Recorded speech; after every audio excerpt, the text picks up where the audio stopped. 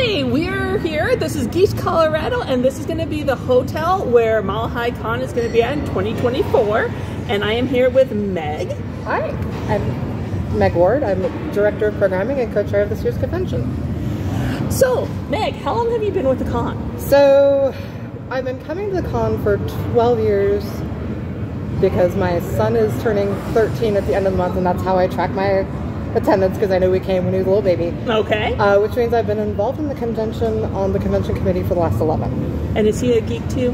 He is a geek too. He is going to be running around as a shark on Saturday. So I'm actually a geek because of Mommy Geek, who's running the camera right now. She actually brought me to my first con back when I was 3, so I definitely get the geek lifestyle. Yep. And you are in charge of paneling, I hear. I'm in charge of programming, that's correct. So what kind of programming can people expect this weekend? Everything. So one of the things that we pride ourselves on is we are not any one kind of convention. We are not a writer's convention, much to the chagrin of some of our authors. I know they'd love to see more writing panels. We're not a cosplay, we're not an anime, we are really a literary fan convention. So there's perennial favorites, like we have the reading game, which for the very younger in the audience, there used to be this game called the dating game, where you'd have a person and 3 potential suitors. Well, this is a reader and 3 potential authors, and at the end of when they make a choice, they get a book. We'll have hours with each of our guests of honor.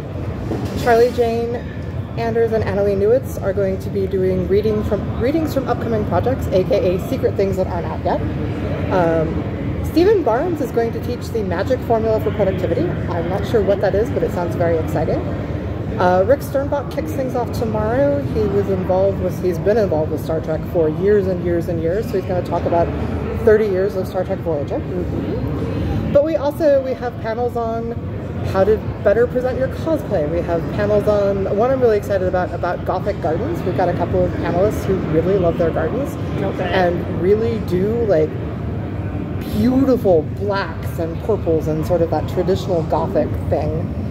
We have, one of the things that's important to me and has always been important to the convention, because, for example, Rose Beadham, our assistant programming director, I took over from her at Mile High Con 57 years ago. Okay. She has attended every single convention because her mom helped start it. And so it has always been important to us. That's how I got involved in the convention, is we have a very robust, active track for the young and young at heart. So starting at 3 o'clock on Friday all the way through 5 o'clock on Sunday, there will be something for the, I would say, kindergarten and upset. Okay. We've got everything from craft projects to Courtney Willis, Dr. Courtney Willis, Professor Emeritus at UNC Greeley, also husband to Connie Willis, Sexual Grandmasters, coming in tomorrow with some of his hand-cranked sewing machines and teaching the kids how to use them. Okay. We've got something on wacky science. We've got authors reading from their works in every genre you can think of. Wow, I should have just brought the schedule with me, because my brain is running in overdrive, because between active track, panel slots, gaming, video room, and our friends at Avastrom, there are 240 separate things you could attend. Nice. Across the convention. Except you will see 5 or 6 of them going at the same time, and so you have to make that very difficult choice of, what am I going to go to? That's why you just roll a d6, one for each panel room. Exactly. Why not? Exactly.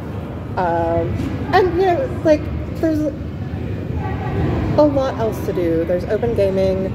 There's, of course, our vendors room and our art room. We're one of the few conventions around that still has a con suite where you can go up and get a light snack and talk to other people, get a cup of coffee.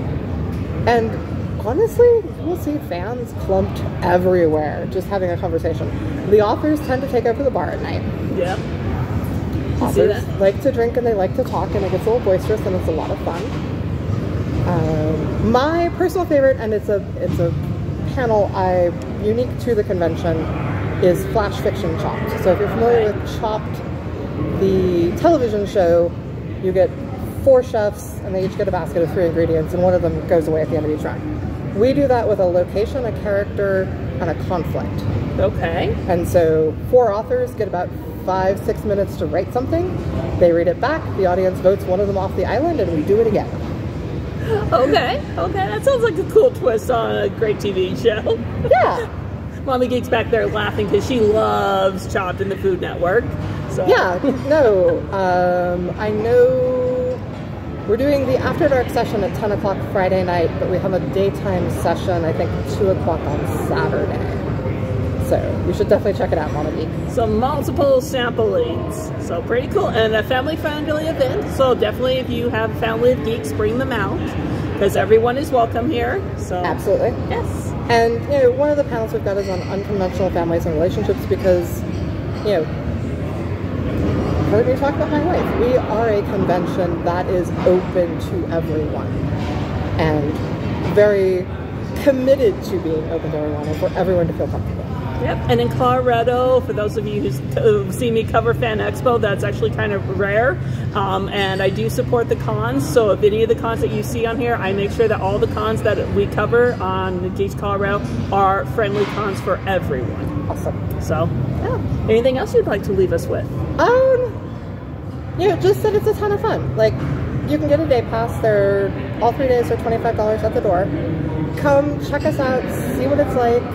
Our Geeketeers, which is what we call volunteers, are always looking for extra hands, so you can earn 8 hours across the weekend, gets you a staff t-shirt. Anything over that gets you entries into our raffle. Okay. And we get some really cool donations, and we do some purchases through the vendor's room. And so we try to take care of our staff and our volunteers and everyone else. So if you're a poor geek and you really want to come, yes, and there is no dress code. There is no dress code. No dress code. Cosplay is always welcome, but if you just have a geeky t-shirt, wear it.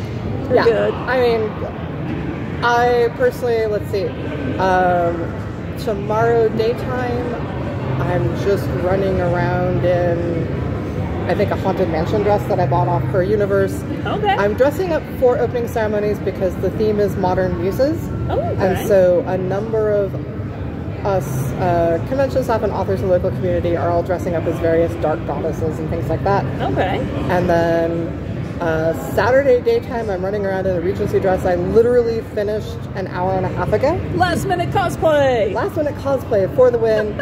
I'm in the masquerade. I'm doing the Tightrope Ghost from Haunted Mansion. Okay. And then Sunday, I'm probably just running around in a basic black tee and a suit street skirt because... It's also Sunday at the con. It's also Sunday you're at the also con. tired.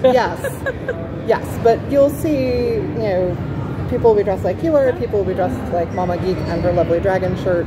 You'll see people, we get a pretty decent hall costume. We usually get about a dozen entries in the masquerade. So yeah. So if you don't have anything to do this weekend, or if you just love cons, don't forget that Mile High Con is this weekend. Come check it out. Thank you so much.